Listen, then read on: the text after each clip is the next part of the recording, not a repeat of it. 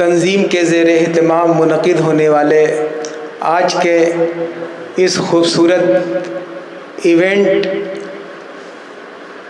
میں شامل تمام اس کے کارکنان کو، اس کے ذمہ داروں کو میں سب سے پہلے مبارکباد پیش کرنا چاہتا ہوں، خاص طور پر اس بڑی تیزی کے ساتھ ابھرتی ہوئی اور ترقی کرتی ہوئی تنظیم کے روح رواں اور فاؤنڈر مینیجر جناب عارف علوی صاحب کو سلام پیش کرتا ہوں کہ جنہوں نے اردو غزل، اردو گیت اور اردو اور ہندی کے امتزاج کو ایک ساتھ موجودہ ہندوستان میں دور دور تک پہنچانے کا اپنے دوش ناتواں پر بیڑا اٹھایا ہے، بڑی کامیابی سے یہ آگے کی طرف بڑھ رہے ہیں، اس لیے میں ان کو مبارکباد پیش کرنا چاہتا ہوں۔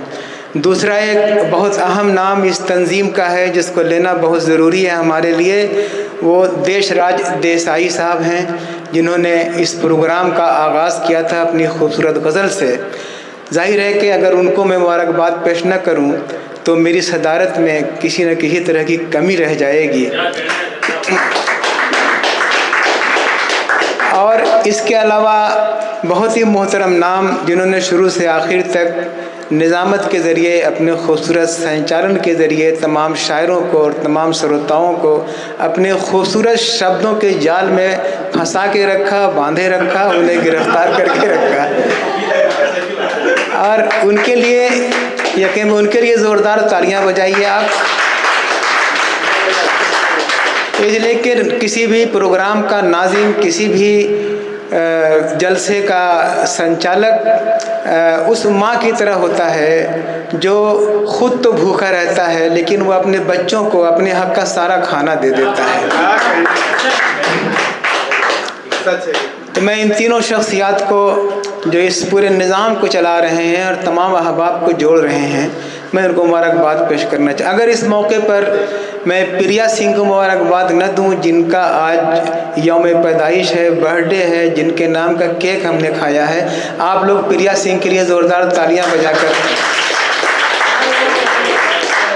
اور احباب کو جوڑ کے رکھنے کا کمال عارف علوی صاحب کے یہاں میں نے دیکھا ہے۔ عارف علوی صاحب سے میری پہلی ملاقات میرے ایک بہت بزرگ شاعر جو کاکوری میں اس وقت رہ رہے ہیں، رہائش پذیر ہیں، رہنے والے وہ خیر آباد کے ہیں، لیکن ان کی زندگی کا بڑا حصہ وہ شاہجہاں پور میں گزرا ہے، اور ان کے چھوٹے بھائی میرے دوست تھے، ان کی وجہ سے مجھے بہت مانتے ہیں، جناب ساجد خیر آبادی صاحب۔ ان کی وجہ سے ان سے میری پہلی ملاقات جب ہوئی تھی تو میں نے ان کا تیور دیکھا تھا، میں نے ان کی خوبیوں پر غور کیا تھا، میں نے ان کے اوصاف پر نظر ڈالی تھی۔ مجھے آج سے تقریباً 1.5-2 برس پہلے خاص طور پر مجھے اندازہ ہو گیا تھا کہ یہ بچہ جو دیکھنے میں چھوٹا سا لگ رہا ہے مجھے، یہ اردو ادب کی دنیا میں بہت بڑا کام کرے گا۔ اور جب فخر ہندوستان کے حوالے سے میں نے ان کو پہچاننے کی کوشش کی تو مجھے لگا کہ یقیناً اردو اور ہندی ترقی نہیں کر رہی ہے، ہندی تنہا ترقی نہیں کر رہی ہے، اردو تنہا ترقی نہیں کر رہی ہے، بلکہ اردو اور ہندی کا ایک خوبصورت امتزاج ترقی پذیر ہے ہمارے ملک پورے ہندوستان میں، اور اس کے لیے عارف صاحب کو مبارکباد میں ضرور پیش کر رہا ہوں۔ 4 مصرے عارف علوی صاحب کے لیے ان کی تنظیم کے حوالے سے، ان کی تنظیم کے جڑے ہوئے لوگوں کے ریفرنس سے آپ تک پہنچانا چاہتا ہوں کہ نہیں دنیا میں ہے ایسی کسی گلدان کی خوشبو، نہیں دنیا میں ہے ایسی کسی گلدان کی خوشبو، کہیں گیتا کی خوشبو ہے، کہیں قرآن کی خوشبو، نہیں دنیا میں ہے ایسی کسی گلدان کی خوشبو، کہیں گیتا کی خوشبو ہے، کہیں قرآن کی خوشبو، اور مٹانے سے کسی کے بھی یہ ہرگز مٹ نہیں سکتی، مٹانے سے کسی کے بھی یہ ہرگز مٹ نہیں سکتی، ہمارے خون میں شامل ہے ہندوستان کی خوشبو۔ तो ये जो आरिफ अलवी साहब, इनकी पूरी टीम ने अपनी तंजीम का नाम फ़ख्र हिंदुस्तान रखा है।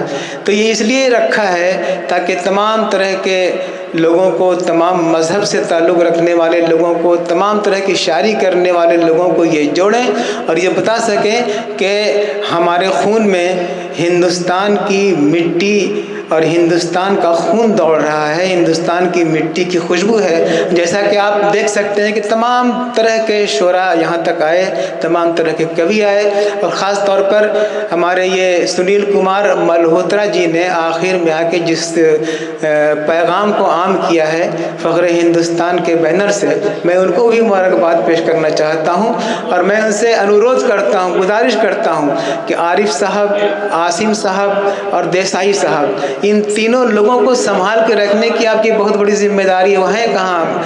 हमें लग रहा है वो यहाँ मौजूद नहीं है। जी सर, अगर मेरी आवाज़ आप तक पहुँच रही है तो मैं समझता हूँ ये तीनों छोटे हैं अभी, और आपकी सरपरस्ती की इन्हें ज़रूरत है। गज़ल, नज़्म, कहानी, कविता, पद, गद्य, ये तो हमारी ज़बान से ताल्लुक़ रखने वाली चीज़ें हैं। शोरा कराम, मैं तो बड़े बड़े स्टेज पर जाता हूँ, तमाम तरह के शोरा से मेरा ताल्लुक़ है, लेकिन आप इनको मिल गए हैं। मैं समझता हूँ कि जहाँ जहाँ इनसे कोई गलती हो, कोई ख़ता हो, कोई कमज़ोरी हो, किसी तरह की इनको ज़रूरत हो, तो आप एक सरपरस्त की हैसियत से आप इनकी रहनुमाई करें। और तो अगर आपकी रहनुमाई इन बच्चों को मिल जाएगी और आप जैसे मुख्तलिफ़ इलाक़ों के रहनुमा इनको मिलते रहे, तो फ़ख्र हिंदुस्तान ये ज़मीन से ताल्लुक़ रखने वाली तंजीम आसमान से गुफ्तगू करेगी। ये है मेरा पूरा यकीन। 4 मिसरे सुनील कुमार मल्होत्रा जी, आपके हवाले से मैं यहाँ मौजूद इस वक्त सामीन तक पहुँचाना चाहता हूँ। ख़ास तौर पर हमारे दरमियान ये जो बलरामपुर से तशरीफ़ लाने वाली शख्सियत, जो पेशे से शायद टीचर हैं लेकिन साहिब किताब भी हैं और एक अच्छे शायर भी हैं, महमूदुल हक साहब, मैं इनको भी अपनी इन 4 मिसरों की तरफ मुतवज्जे करना चाहता हूँ कि प्रेम का ये जादू सदियों से जारी है, प्रेम का ये जादू सदियों से जारी है, उर्दू क्या हिंदी भी हमको प्यारी है। प्रेम का ये जादू सुनो, प्रेम का ये जादू सदियों से जारी है, उर्दू क्या हिंदी भी हमको प्यारी है, उर्दू क्या हिंदी भी हमको प्यारी है। क्यों न करें हम प्यार मोहब्बत की बातें, क्यों न करें हम प्यार मोहब्बत की बातें, गंगा जमुनी जब तहजीब हमारी है। तो ये फ़ख्र हिंदुस्तान जो गंगा जमुनी तहजीब की अलामत है, और देसाई साहब जैसे लोग हमारे दरमियान हैं मोहब्बत करने वाले, और आरिफ अलवी जैसे नौजवान इस तंजीम को तरक्की देने का बेड़ा अपने दोशे नातवा पर लेकर आगे बढ़ रहे हैं। और आसिम काकुरी जैसा उभरता हुआ नाज़िम, जिसने बहुत कम वक्त में अपनी शोहरत को आसमान तक पहुंचाने में कोई कसर नहीं छोड़ी है, और अभी ये तीनों के तीनों नौजवान हैं, इनको हौसला देने की ज़रूरत है। अगर ये टीम उनका हौसला बढ़ाती रही तो मैं पूरे यकीन के साथ ये कह सकता हूँ कि हमको हमारे मुल्क पर जिस तरह फ़ख्र है, उसी तरह फ़ख्र हिंदुस्तान तंजीम पर हमको एक दिन फ़ख्र होगा, और धीरे धीरे हम इसी तरह तरक्की के रास्ते पर बढ़ते रहेंगे। बात गुफ्तगू बहुत तवील करने की ज़रूरत नहीं है, और गुफ्तगू के लिए बहुत सारा वक्त हमारे वो शोरा कराम ले चुके हैं जिनको ज़रूरत थी। ज़ाहिर है कि मुझे यहाँ सदारत के ओहदे पर मुतमक्किन किया गया, और अध्यक्षता कोई आसान काम नहीं होता है। शुरू से आखिर तक बैठना ही एक बहुत बड़ा कमाल होता है। बहुत से लोग आए और चले गए। मेरे बहुत प्रिय दोस्त जिनको अवार्ड से नवाजा गया, जिनको फूलों से नवाजा गया, जिनकी शायरी सुनी गई, जनाब वक़ार काशिफ साहब, मैं चाहता था कि वो आखिर तक रुके, लेकिन वो बड़े शायर हैं, वो कम वक्त देते हैं, अवार्ड लेते हैं, निकल लेते हैं, और आरिफ भाई ने उनको बड़ी आसानी से निकलने भी दिया। अगर मैं अपनी किसी तंजीम के तहत उनको अवार्ड दे रहा होता तो मैं दरवाज़ा बंद कर देता, किसी को न जाने देता। लेकिन वो बहुत ज़्यादा जिद कर रहे थे इसलिए। नहीं, खैर उनकी मजबूरी है, लेकिन जाहिर है कि उनको भी, चूँकि वो आज के मेहमान थे और उन्होंने मरकज़ी किरदार अदा किया था, तो उनको यहाँ रुकना चाहिए था। जिस तरह से अदिल मंसूरी साहब सदर जमहूरिया अवार्डेड होने के बावजूद वो यहाँ रुके हुए हैं। اور بلرامپور سے تشریف لائے ہیں ہمارے جو ہے وہ بھائی محمود الحق صاحب، یہ یہاں تشریف فرما ہے. تو ظاہر ہے کہ یہ سب شخصیتیں. اور پھر دوسری بات ہے کہ یہ موٹر سائیکل سے آئے ہیں، واپس بھی اسی موٹر سائیکل ہی سے ان کو جانا ہے. ظاہر ہے سمجھ لیجیے کہ آپ سے کتنی محبت کرتے ہیں یہ لوگ. اور جب میں یہاں آیا تھا تو آنے سے پہلے عارف بھائی نے جو مجھے عزت دی، جو مجھے مرتبہ دیا، جس وقار کی منزل تک مجھے یہاں کی صدارت دے کے پہنچایا، میں جتنی بھی جو ہے ان کی تعریف کروں اور جس طرح بھی ان کا میں شکریہ ادا کروں، میں سمجھتا ہوں کہ اس کا حق ادا نہیں ہو سکتا ہے. اس لیے کہ نئی عمر کے یہ ابھرتے ہوئے بچے اپنے بڑوں کو احترام دینا جانتے ہیں. اس کے لیے میں ان کو مبارکباد پیش کرنا چاہتا ہوں. اور انہوں نے صدارت کے علاوہ، ادھیشتا کے علاوہ ایک ذمہ داری اور مجھے دی تھی کہ آپ کو حکم کا اور جج کا کردار بھی اگر اسی صدارت کے ساتھ ساتھ آپ کو ادا کرنا ہے.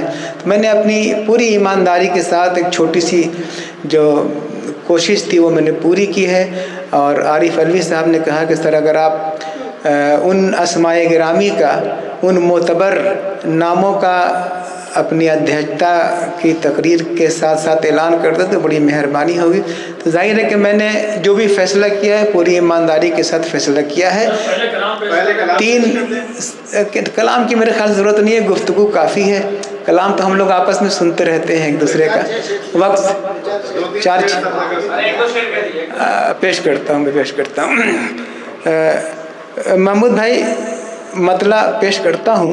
دیکھیے کہ وہ عارف علوی صاحب پر فٹ بیٹھ رہا ہے یا نہیں، بس یہ میں چاہتا ہوں کہ تم نے کیسی شراب چھانی ہے،